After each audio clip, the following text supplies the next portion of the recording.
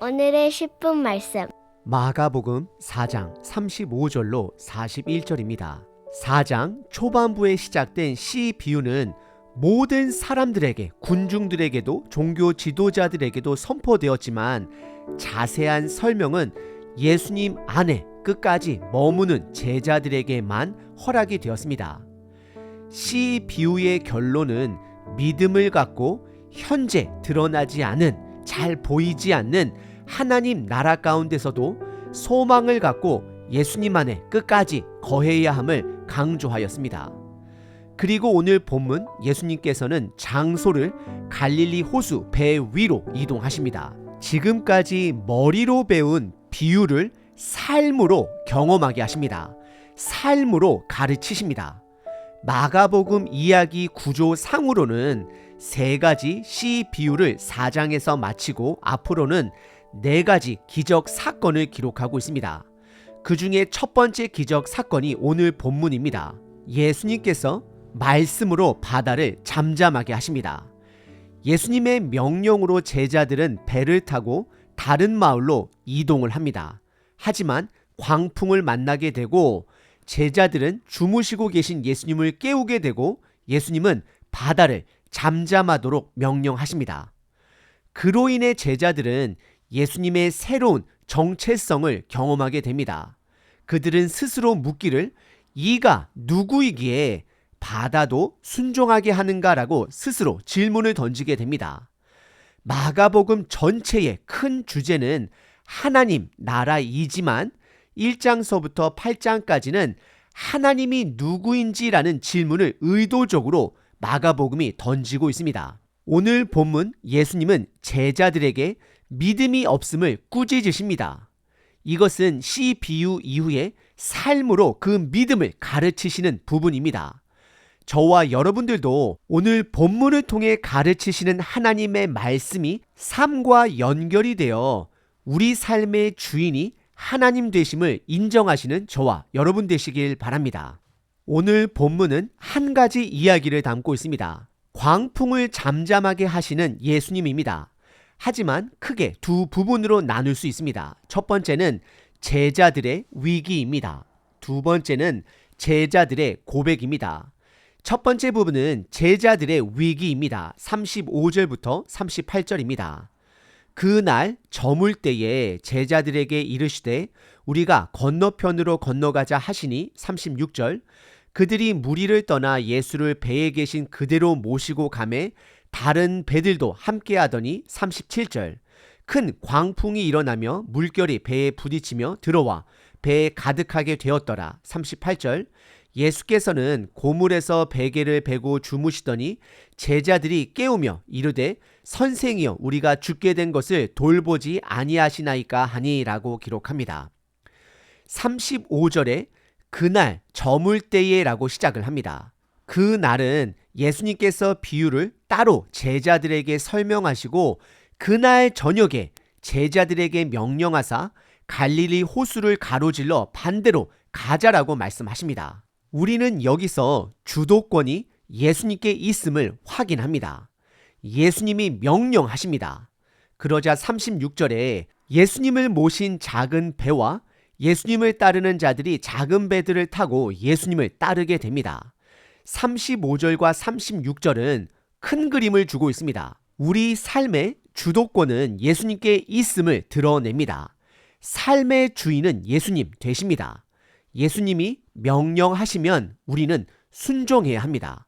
하지만 37절에 보시면 제자들에게 위기가 찾아옵니다. 그러자 주도권이 예수님에게로부터 제자들로 변경이 됩니다. 이동이 됩니다. 37절에 보시면 큰 광풍과 파도로 인해 물이 배 안으로 다 들어왔음을 기록합니다. 배가 뒤집히기 일보 직전입니다. 하지만 38절에 예수님은 자연 만물의 주인으로 평안히 뱃머리 쪽에서 잠을 주무시고 계셨다라고 기록합니다. 이것은 두 가지를 드러냅니다. 첫 번째는 상황적으로는 예수님께서 매우 피곤하셨음을 드러내십니다. 예수님은 그동안 쉴 새 없으셨습니다. 계속해서 하나님 나라, 복음을 가르치시고 병든 자들을 밤늦게까지 고쳐주시고 새벽에는 하나님 아버지와 기도를 통해 시간을 보내셨습니다. 그래서 지친 몸으로 쓰러져 주무시고 계신 것입니다. 그리고 두 번째는 풍랑 속에서도 흔들리지 않는 주인된 모습을 드러내십니다. 평안의 왕 되신 모습을 드러내고 있습니다. 하지만 38절에 보시면 제자들이 이제는 주도권을 쥐기 시작합니다. 그들이 주인이 되어 예수님을 깨우기 시작합니다. 그리고 그들이 말하기를 선생이여 우리가 죽게 된 것을 돌보지 아니하시니까 라고 원망 섞인 태도와 함께 예수님을 향해 불평불만합니다. 왜 예수님 아무것도 안 하십니까? 우리를 죽게 내버려 두시겠습니까? 라고 예수님을 향하여 항변하고 있는 것입니다. 예수님을 통제하려고 하는 것입니다. 오늘 본문의 첫 번째 부분은 제자들의 위기입니다. 위기가 찾아왔을 때 그들이 그나마 잘한 것은 예수님을 찾은 것입니다. 하지만 그들의 마음의 태도는 예수님을 향한 신뢰가 아니라 원망이었습니다. 그것이 문제입니다. 두 번째 부분은 제자들의 고백입니다. 39절부터 41절입니다.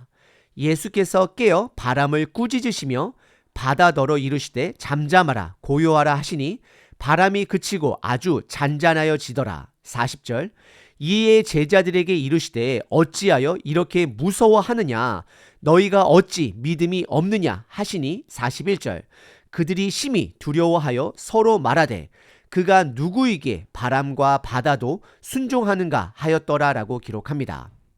다시 정리해보면 예수님의 명령으로 주도권으로 다른 마을로 제자들은 배를 타고 건너갑니다. 그리고 다른 제자들도 배를 타고 예수님을 따릅니다. 하지만 위기가 닥칩니다. 광풍이 일어나자 제자들은 주도권을 쥐며 예수님을 찾고 깨우고 원망합니다. 그러자 39절에 다시 주도권이 예수님께로 돌아갑니다. 예수님이 깨어 바다를 꾸짖으십니다. 바다의 반응은 잠잠해집니다. 그리고 40절에 예수님은 두 가지를 책망하십니다. 첫 번째, 어찌하여 두려워하느냐? 두 번째, 믿음이 없느냐라고 그들을 책망하십니다. 이들은 배를 타기 전 시 비유에 대해 듣고 배운 자들입니다. 예수님은 그것을 삶으로 그들에게 가르치고 계십니다. 하나님의 나라는 길가에 떨어진 씨처럼 새들이 와서 그 나라를 씨를 먹어버리기도 합니다. 영적인 공격이 있을 수 있습니다. 그리고 돌밭처럼 환난과 박해가 찾아올 수 있습니다. 가시떨기에 떨어져 세상의 유혹을 받을 때도 있습니다. 하지만 반드시 하나님의 나라는 성장하고 있고 완성될 것입니다. 저와 여러분들은 이것을 신뢰해야 합니다. 믿어야 합니다. 그래서 소망으로 현재를 살아내야 합니다. 하지만 오늘 본문 제자들은 풍랑으로 인해 믿음이 흔들려 두려워하기 시작하고 믿음이 없는 자처럼 예수님을 원망합니다.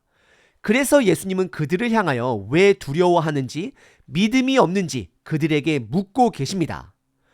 머리로 들은 씨의 비유를 삶으로 연결시켜 주십니다. 삶으로 경험하게 하십니다.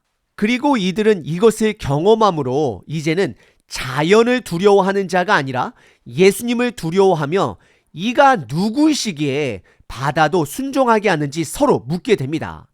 예수님의 정체성에 대해 경험하게 되고 알아가게 됩니다. 예수님은 창조주이시자 그들의 주인 되신 하나님 되십니다. 오늘 본문의 두 번째 부분은 제자들의 고백입니다. 오늘 본문 예수님은 씨 비유의 가르침을 삶으로 경험하게 하십니다. 그들로 하여금 믿음을 실질적으로 갖게 하십니다. 그들의 믿음이 성장할수록 예수님을 더욱더 신뢰하게 될 것입니다. 예를 들어 구약의 아브라함이 하나님으로부터 아들 이삭을 바치라는 명령을 받았을 때 하나님 아버지에 대한 믿음, 신뢰가 있었기 때문에 그는 순종했던 것입니다.